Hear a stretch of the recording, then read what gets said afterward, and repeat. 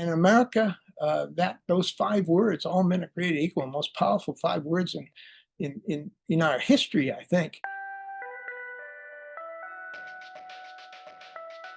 From the Harvard Kenneth C. Griffin Graduate School of Arts and Sciences, this is Colloquy, bringing the knowledge of the university's PhD community to top-of-mind issues. I'm Paul Massari.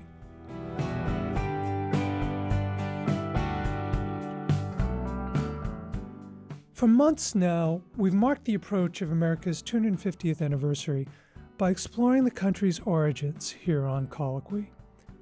We've discussed the ways in which the revolution was a civil war, how military occupation sparked the conflict, and how the kind of anti-tax fervor associated with the Boston Tea Party has been intertwined with the politics of class and race throughout the country's history.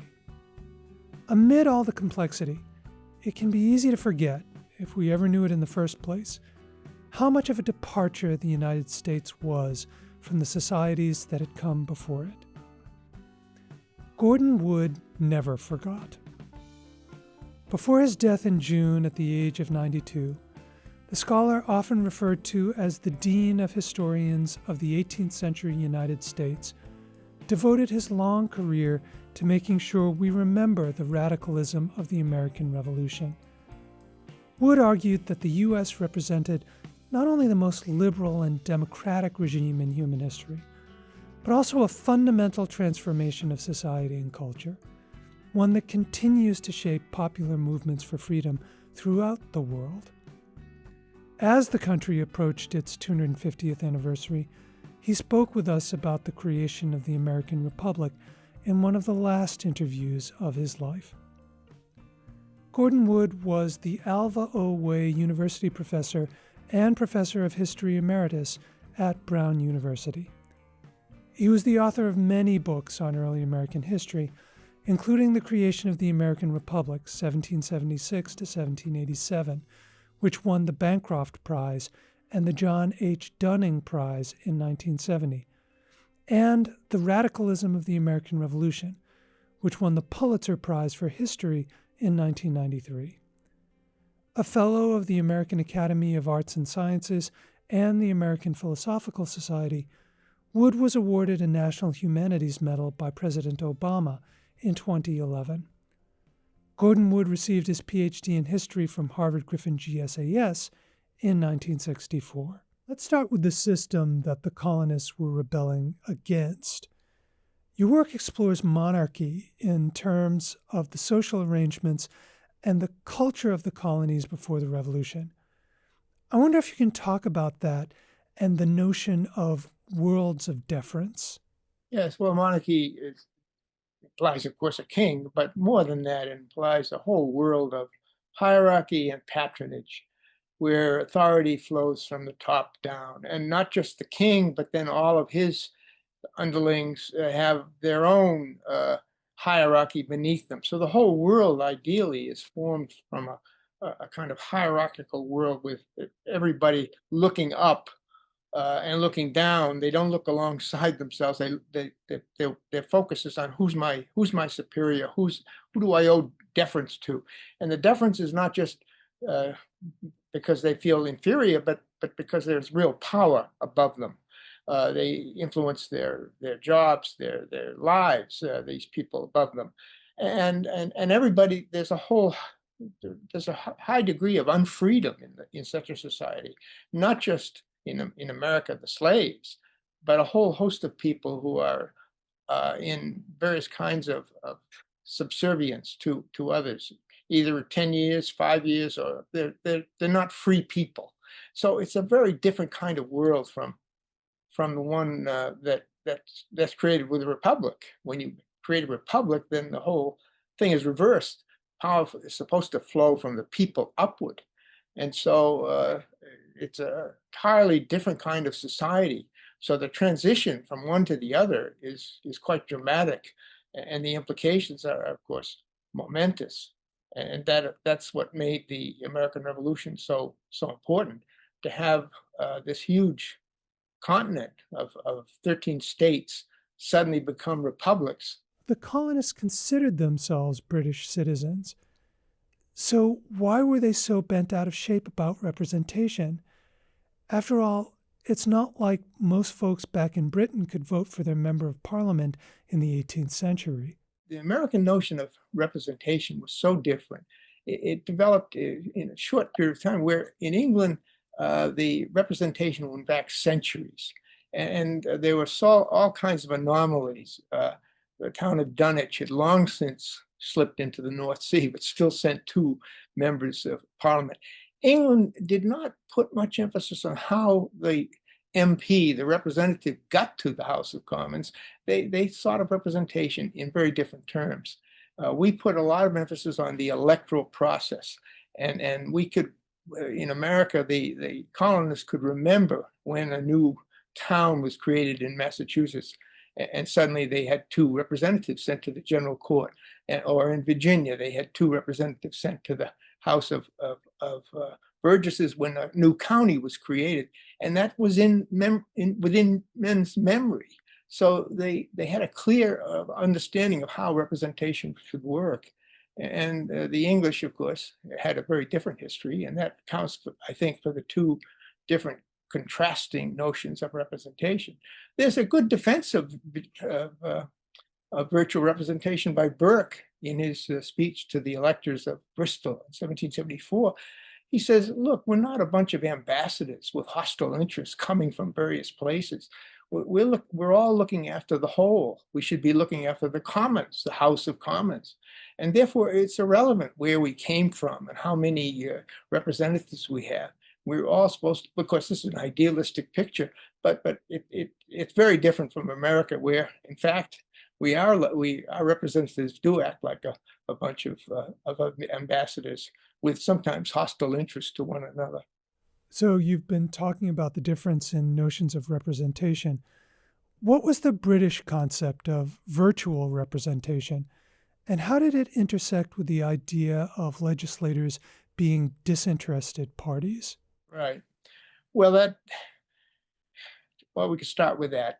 Adam Smith said the landed aristocracy of England was the ideal, represented the ideal political leadership because their income came without exertion. If you're a money-making person, if you're involved in the economy, commerce, Smith argued, you could not possibly be a good politician, a political leader, because your self-interest is too much up front. It's too much involved. You're too much involved in the making of money for yourself, and that's quite legitimate activity. But it has nothing to do. It's the exact opposite of what somebody should be for a political leader, and that became the ideal. And someone like Washington took that seriously. That's why he served. He tried to serve. He served as commander-in-chief without pay, and he tried to serve as president without pay. The virtual representation there was argument was that it didn't matter how the representative got to the House of Commons. That was really irrelevant. Once there, he's supposed to look after the Commons. The fact that Manchester and Birmingham, these burgeoning industrial cities, had no members of parliament was irrelevant, because the people who were looking after the Commons would look after their interests as well, because it was all part of a general public good of the whole society. In your 1969 book, The Creation of the American Republic, you argued that the American Revolution was a radically new vision of popular sovereignty. What was this vision, and why was it so radical? Well, one of the issues that broke the empire is this doctrine of sovereignty, which is something that had been created in the course of the 18th century, and became fundamental to British thinking. There must be, it was said, in every state, one final, superior, supreme lawmaking authority. And in England, that was Parliament, King and Parliament. That was the issue that broke the empire, because we were trying to divide power. We're saying, well, yes, Parliament can make laws for our navigation system, for trade, but it can't tax us. And they kept coming back. very important pamphlet in 1769 by William Knox, who was an undersecretary to North, who said, look, if you accept Parliament's authority in one iota of Parliament's authority, then you have to accept all. And if you deny Parliament's authority in any area, then you have to deny it at all. They thought that clarifying that would solve the problem for the Americans, because who would not want to be under Parliament's authority? Because Parliament, of course, is the bastion of liberty. It's the source of all of the great libertarian documents from the Glorious Revolution, the Bill of Rights, the Petition of Rights, everything, the habeas corpus, all of the great things protecting people's liberties came from Parliament. Parliament is the source of liberty and the bulwark of liberty, and against the tyranny of the crown. And of course, the Americans didn't buy into that, because they saw Parliament as a source of tyranny. And when confronted with that choice, they said, all right, we're not tied at all to Parliament, under Parliament. And you have, by 1774, every American intellectual who wrote, from Jefferson to Franklin to James Wilson to Adams, all said, we're tied only to the king, we're not under Parliament's authority, sort of anticipating the modern Commonwealth, which was created in 1931 in the Act of Westminster. It's real anticipation of that view that, like today, Australia and Canada and New Zealand are all under the monarch. They all have the common monarch, but are not under Parliament's authority at all. And that was the American position, which was intolerable to the British. And of course, with that, so sovereignty became an issue. In a sense, the Americans accepted the notion of sovereignty. That is to say, if that's what it is, then we're outside of Parliament.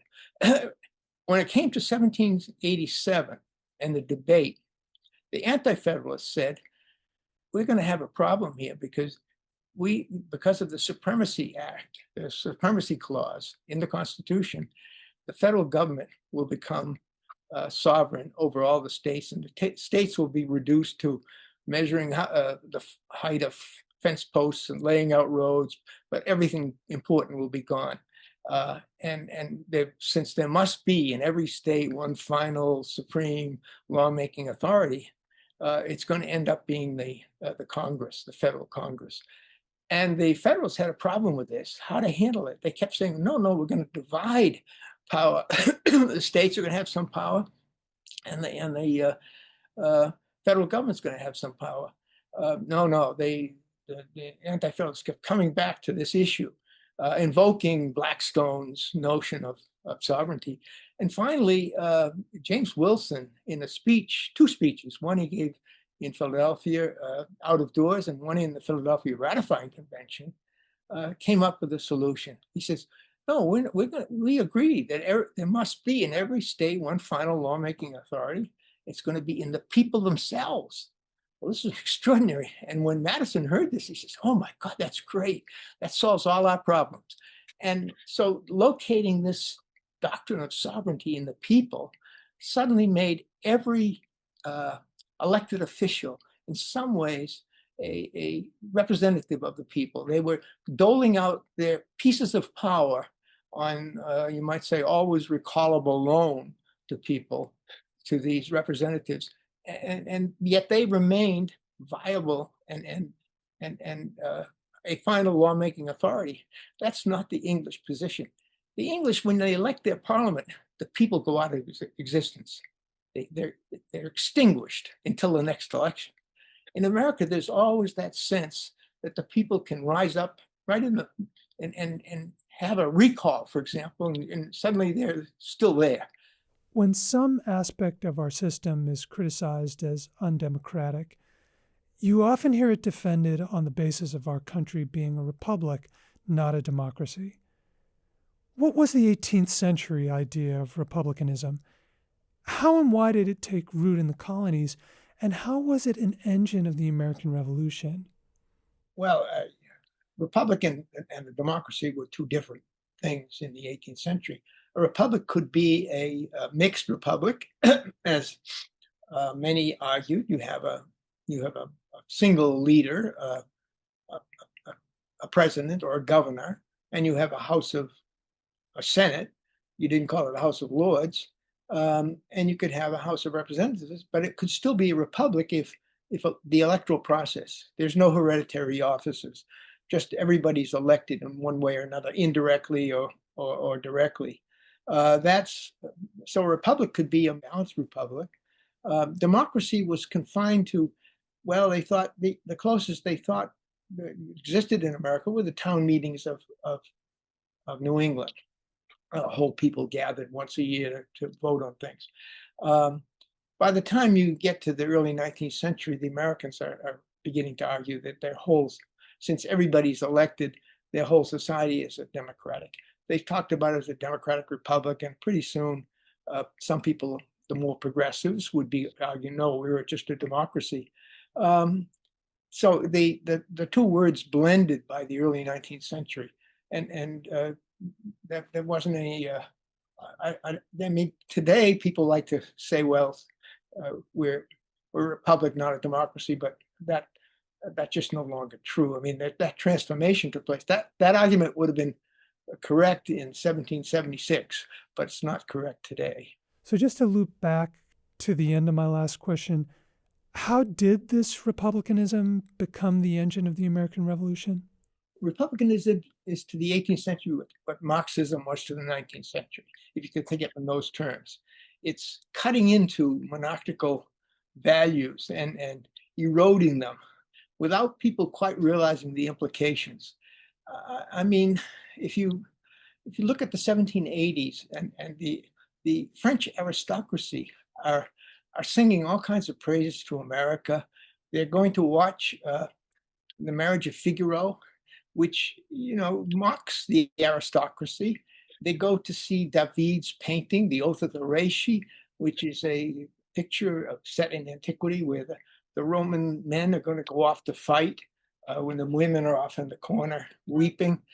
I mean, these kinds of values, when willing to fight for your country, those kinds of values are eroding monarchical views.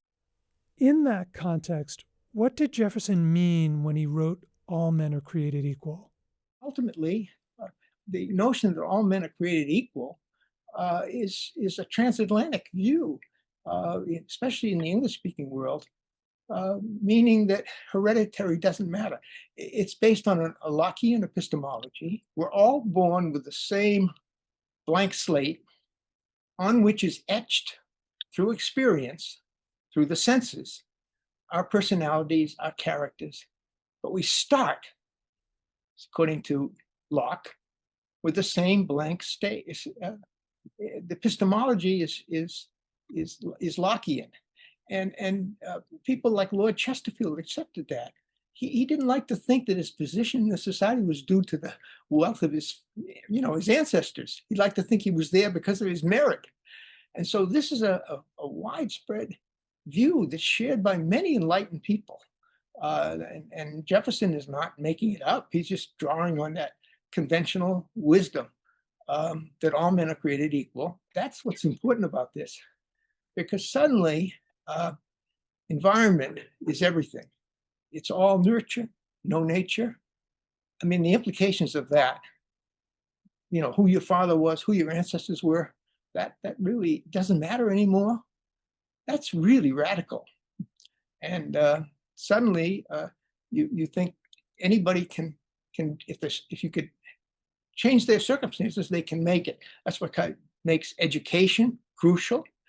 And it also helps create a moral responsibility among the leaders, because they say, look, the downtrodden of society, if we change the circumstances of their lives, then they would have a different life.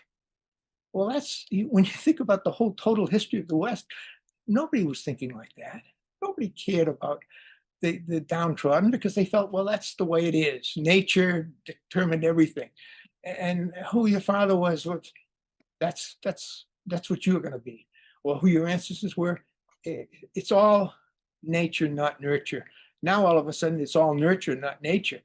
In your 1992 book, The Radicalism of the American Revolution, you argued that the country's founding wasn't just a change of government, but a massive social revolution based on equality and commerce.